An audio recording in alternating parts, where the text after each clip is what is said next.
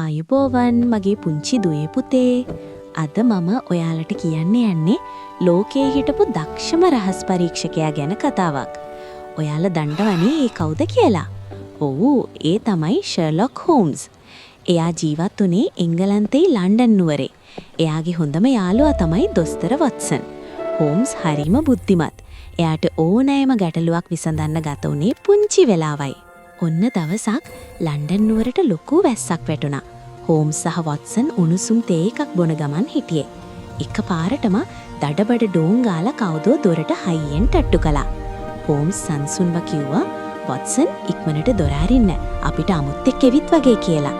දොර ඇරපු ගමන්ම ඇතුළට දිවගෙන ආවේ කෞතුකාගාරයේ වැඩ කරන මිස්ටර් බ්‍රවුන්. එයා හොඳටම බය වෙලා වෙව්වලයි හිටියේ. හෝම්ස් මහත්තයෝ, අනේ මාව බේරගන්න, මගේ කෞතුකාගාරයට ශාපයක් වෙලා කියලා මිස්ටර් බ්‍රවුන් කෑ ගැහුවා. වොට්සන් කරුණාවන්තව කිව්වා, "කලබල වෙන්න එපා මිස්ටර් බ්‍රවුන්. වාඩි වෙලා වතුර ටිකක් බොන්න. මොකක්ද මේ ශාපය?" කියලා.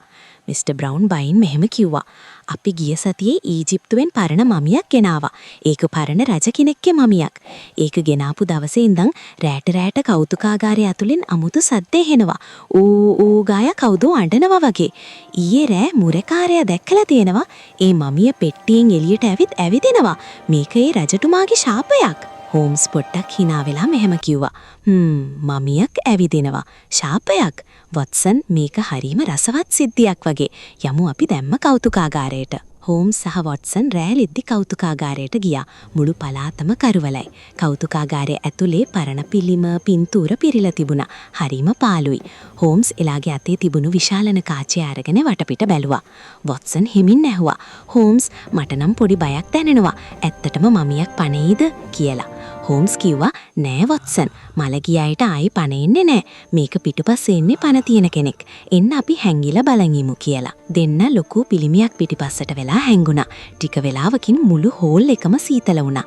එකපාරටම අර මමිය දාලා තිබුණු පෙට්ටිය පැත්තෙන් සද්දයක් ඇහුණා. "මගේ රත්තරම් මට දියන් ඌ" කියලා භයානක සද්දයක් ආවා. වොට්සන් කෑ ගැහුවා, "අම්මෝ හෝම්ස්, අන්න අර බලන්න, සුදු පාට රෙදි ඔතපු මමිය ඇවිදගෙන එනවා" කියලා. වොට්සන් කිව්වා, "හරි." සුදු පාට රෙදි ඔතපු කෙනෙක් හෙමින් ඉස්සරහට ආවා. එයාගේ ඇඟෙන් කොළ පාට එළියක් විහිදුණා. නමුත් හෝම්ස් බය වුණේ නෑ. එයා කට කොනින් hina වුණා. හෝම්ස් එකපාරටම එයාගේ අතේ තිබුණු සෑර විදුලි පන්දම අර රූපේ මූණට ඇල්ලුවා. "ඔතනම නවතින්න. ඔයාගේ නාඩගම ඉවරයි" කියලා හෝම්ස් අනකලා. විදුලි පන්දම වෙදුන ගම අර මමිය කැස්සිලා ගියා. හෝම්ස් සහ වොට්සන් දුවගෙන ගිහින් අර මමියව අල්ලගත්තා. හෝම්ස් වේගයෙන් අර මමියේ මූණ වහලා තිබුණු රෙදි පටිය ගැලවුවා. "ඔයාලා දන්නවද ඒ කවුද කියලා?" වොට්සන් පුදුම වෙලා කිව්වා. මේ අපේ නගරේ ඉන්න හොරෙක්නේ. මේ ජිම් නේද?" කියලා. හෝම්ස් කිව්වා, "හරියටම හරි වොට්සන්. මේ කිසිම ශාපයක් නෙවෙයි. මෙයා මේ ඇඟ පුරාම රෙදි ඔතාගෙන රැට පේන පාටක් ගාගෙන ඇවිත් ඉන්නේ මුරකාරයන්ව බය කරන්න" කියලා. මිස්ටර් බ්‍රවුන් ඇහුවා, "ඒත් ඇයි හෝම්ස් මහත්තයෝ මෙයා එහෙව කළේ?" කියලා. හෝම්ස් උත්තර දුන්නා, "බලන්න මිස්ටර් බ්‍රවුන්, අර මමිය හිටපු පෙට්ටිය යට. අන්න එතන තමයි කෞතුකාගාරයේ වටිනාම මැණික් කල හංගලා තිබුණේ. මේ හොරාට ඕන වුණේ ශාපයක් තියෙනවා කියලා බොරු බයක් ඇති කරලා කවුරුත් නැති වෙලාවෙ ඇවිත් ඒ මැණික් කල හොරකම් කරන්න." මිස්ටර් බ්‍රවුන්ට හරීම සතුටුයි. එයා හෝම්ස්ට ගොඩාක් ස්තුති කළා. පොලිසිය ඇවිත් බොරු මමියව, ඒ කියන්නේ අර හොරාව අරගෙන ගියා. පසුවෙදා උදේ හෝම්ස් සහ වොට්සන් ආපහු තේ බොන ගමන් කතා කළා. හෝම්ස් කිව්වා, "දැක්කනේ වොට්සන්, මේ ලෝකේ භූතයෝ මමි ශාප කියලා දේවල් නෑ. හැමදේටම හේතුවක් තියෙනවා. අපි බය නොවී බුද්ධියෙන් හිතුවොත් ඕනම ප්‍රශ්නයක් විසඳන්න පුළුවන්" කියලා. "ඉතින් දුවේ පුතේ, ඔයාලත් කවදාවත් අద్භූත කතාවලට බොරු බිල්ලන්ට බය වෙන්න එපා. යමක් දැක්කම හෝම්ස් වගේ හොඳට හොයලා බලන්න.